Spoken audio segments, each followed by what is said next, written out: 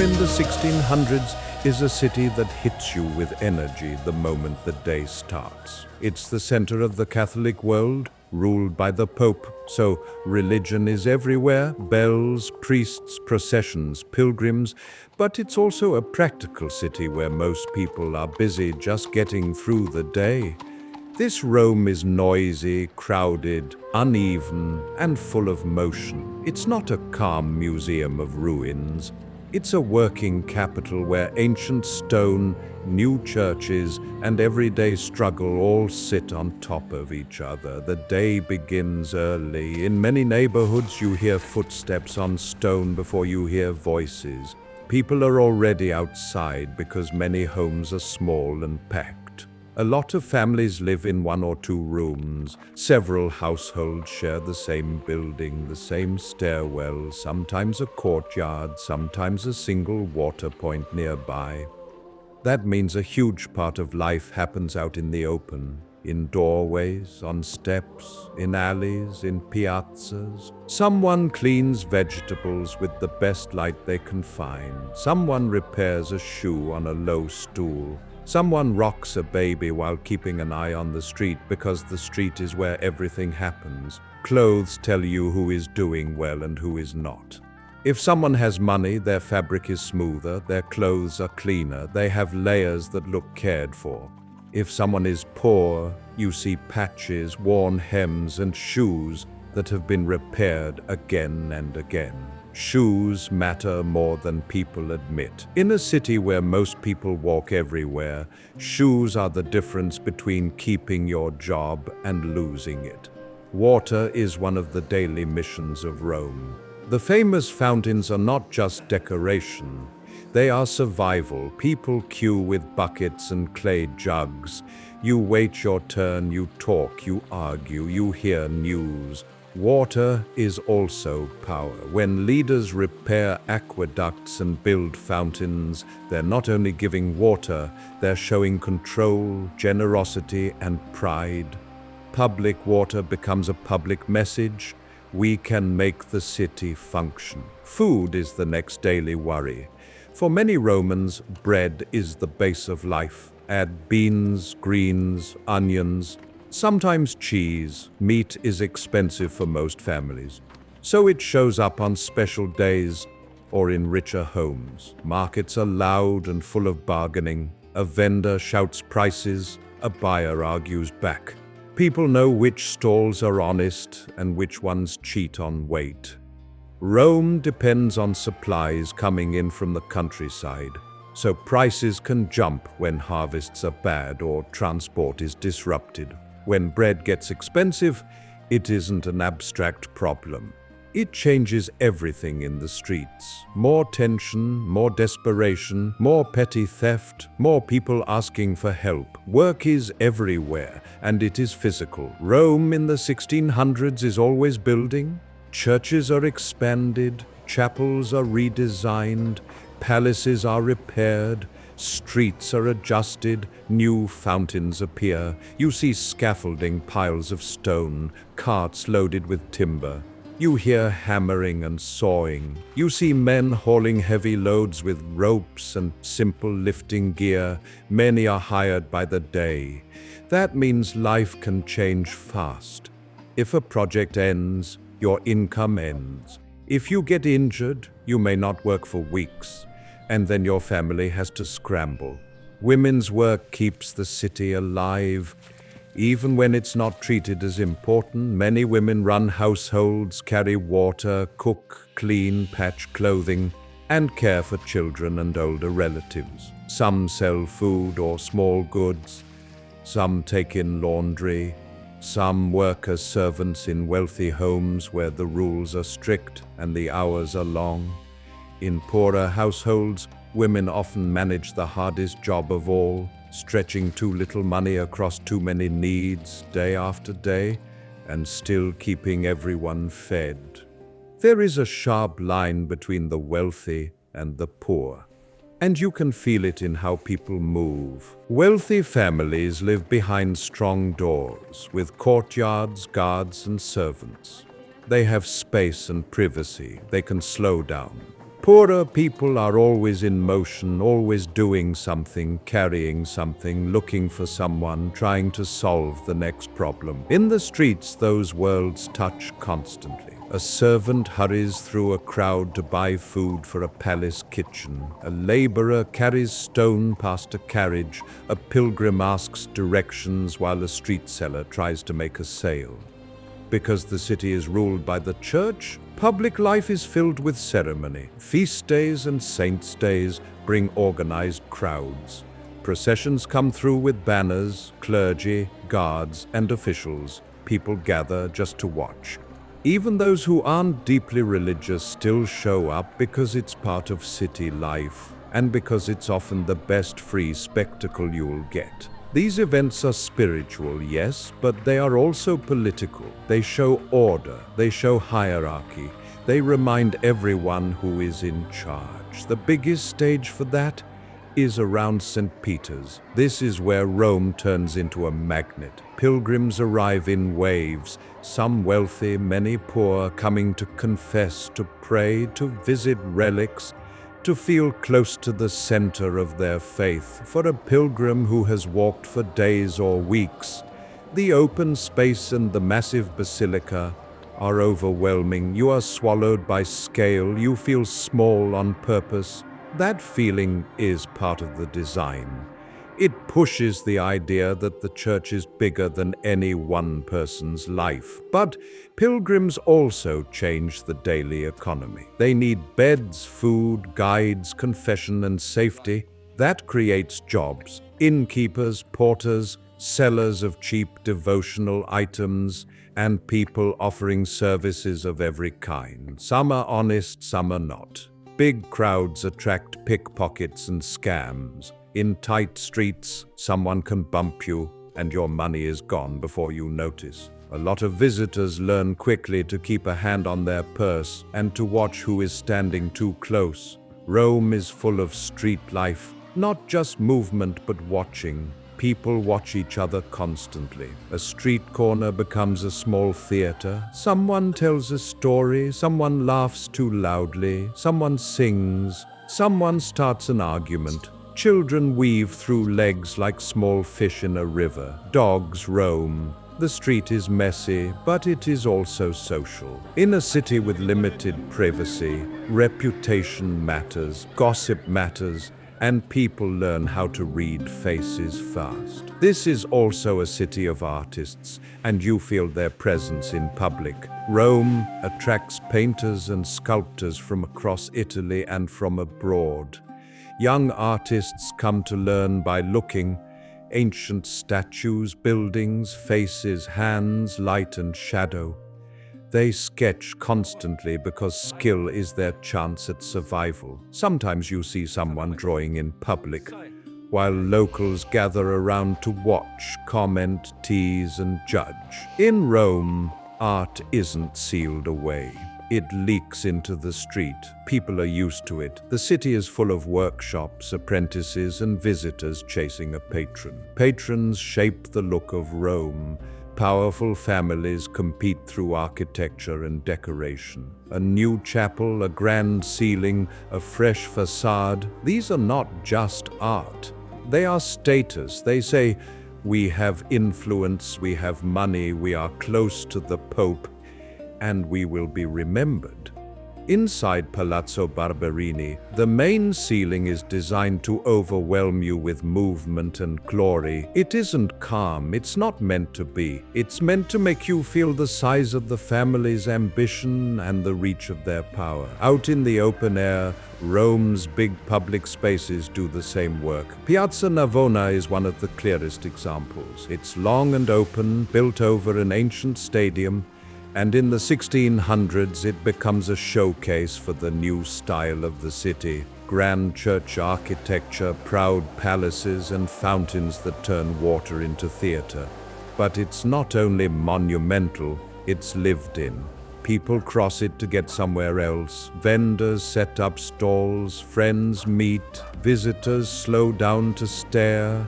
Children run and shout. A piazza like this is an outdoor room for the whole city. In summer, the city can be brutal with heat. People look for shade and water and any excuse to cool down. Piazza Navona becomes famous for a strange kind of relief. On certain days, the square is intentionally flooded so it turns into a shallow lake. People wade and cool their feet. Carriages roll slowly through the water. It's playful, and it's also a reminder that power can reshape daily life with a simple decision. A short distance away, Rome shifts tone again inside churches. Many church interiors in this period are designed to feel immediate and emotional. Scenes of saints and biblical moments aren't distant and polite. They are staged like real life, real faces, real bodies, real fatigue, real fear, real hope. At Sant'Agostino near Piazza Navona, you can see a sacred scene set at a plain doorway with tired travelers kneeling close, the kind of people you might pass in the street. At San Luigi dei Francesi, you can see a moment of sudden change. In a room where men sit at a table with money, something any Roman understands, because money and survival are always connected. These images are meant to reach ordinary people, not only scholars. They make religion feel close enough to touch. But Rome is not only devotion, it has its rough pleasures too. Taverns and inns are social centers, especially for people who don't have space at home. These places are loud. Wine flows, people trade news, make deals, tease each other, sing, and sometimes fight. On a good night, music starts, and a dance breaks out in a cramped room or a courtyard. For working people, this is relief and community. For visitors, it's a glimpse of local life. For authorities, it's something to watch, because crowds can turn quickly when drink and pride mix. Carnival season pushes that energy into the streets. Before Lent, Rome loosens its grip. Masks appear, people dress up, jokes get sharper. The long, straight street of the Corso becomes a main stage, packed with movement and spectacle. Nearby squares fill with noise. It's not pure chaos, there are guards, there are limits, but the mood is freer than usual. People who live under strict social lines get a short chance to play with identity, to mock power safely, to laugh louder than they normally dare. Then Lent arrives, and the city changes mood again. There is more control, more restraint, more pressure to behave. Rome swings between release and discipline like breathing in and out. It's one of the most important rhythms of the city. The river is another rhythm. The Tiber is not just scenery, it is work, transport, and risk. Goods come in by boat. Timber, food, building materials, everything heavy that moves more easily on water. Near the river ports, you see laborers loading and unloading, ropes pulled tight, shoulders bent, hands rough. This is the city's supply line. Rome can't keep eating and building without constant flow from outside. Near the river stands Castel Sant'Angelo, a fortress that shows how closely religion and security are tied. It began as an ancient tomb, but by the 1600s, it is part of the city's defenses and linked to the Vatican nearby. The bridge leading to it is always busy. A crossing point where priests, soldiers, merchants, pilgrims, and locals carrying daily loads pass each other. It's a place where the city's different worlds collide in a single view. The river can also turn against the city. Flooding isn't just inconvenience. It destroys stored food, damages homes, and spreads filth. The poor suffer first because they live closer to vulnerable areas and have fewer resources to recover. After a flood, you see people cleaning mud out of doorways, trying to dry belongings, salvaging what they can. A city like this teaches people to accept that disaster can arrive without warning. Ancient Rome is woven through daily life in a way that can be hard to imagine today. Ruins aren't fenced off as silent heritage. They are part of the working city. People walk past broken columns and massive walls as part of their normal routes. The Roman Forum is often called the Campo Vaccino in this period because cattle graze there. Think about that. The heart of an ancient empire becomes a place where animals and ordinary work share space with broken temples and arches. The past isn't separate. It's underfoot, reused, ignored, admired, and lived with at the same time. The Colosseum is another place where time feels physical. In the 1600s, it is already damaged, but still enormous. People gather around it, work near it, and sometimes take stone from it for other building projects. Nearby, the Arch of Constantine stands like a hard reminder that emperors once ruled this landscape. For church leaders, these monuments can support a message. Worldly power fades, faith remains. For visitors, they prove Rome is unlike any other city. For locals, they are also simply landmarks, huge familiar shapes in the background of everyday effort. If you want to understand how people in the 1600s live with these ancient structures, picture the scale difference. A few human figures at street level, small against towering stone. That contrast is everywhere in Rome. A person carrying a basket beneath an ancient arch, children playing near a broken column, a cart moving past ruins older than any family name. One major gateway into the city is Piazza del Popolo. Travelers arriving from the north step into a broad space marked by an obelisk and churches, a kind of statement that says, "You're in Rome now." It's also a hub where roads split toward the center. You see carriages, riders, people on foot, and goods coming in. It's busy, practical, and symbolic at the same time. For newcomers, it's often the first moment Rome feels like a capital. Open space, clear landmarks, and constant traffic. Another central point is Piazza Colonna, where a tall, ancient column rises in the middle of modern movement. It works like a compass point in the city. People pass through, meet there, argue there, watch each other there. During carnival season, this kind of place can become packed with masks and noise. At other times, it's simply a reminder that Rome never truly leaves its past behind. The city keeps moving around ancient stone as if it were normal, because for Romans it is. Further out, around San Giovanni and Laterano, the city feels different again. There is more open space, more cart traffic, and a sense of big routes linking major churches, hospitals, and pilgrimage paths. Rome isn't one single center, it's a web of zones with different daily patterns. Around major basilicas, you see more pilgrims and clergy. Around busy routes, you see more carts and animals.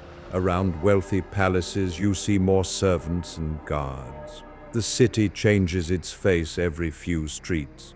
Health is always a worry. People don't have modern medicine. Children die often. Injuries from work can become dangerous infections. When serious outbreaks hit, fear spreads quickly. In the mid-1600s, plague reaches Rome and daily life tightens. Movement is controlled, certain areas are restricted, and people become wary of crowds. Even after the worst passes, the memory stays. It shapes how people think about strangers, travel, and packed gatherings. In a dense city, you can't fully escape other people, so sickness becomes a constant shadow in the background of normal life. And still, people keep living. They keep working, marrying, praying, celebrating, making deals, taking risks, and hoping for luck. Rome can be harsh, but it also offers chances. A poor person may find work on a building site.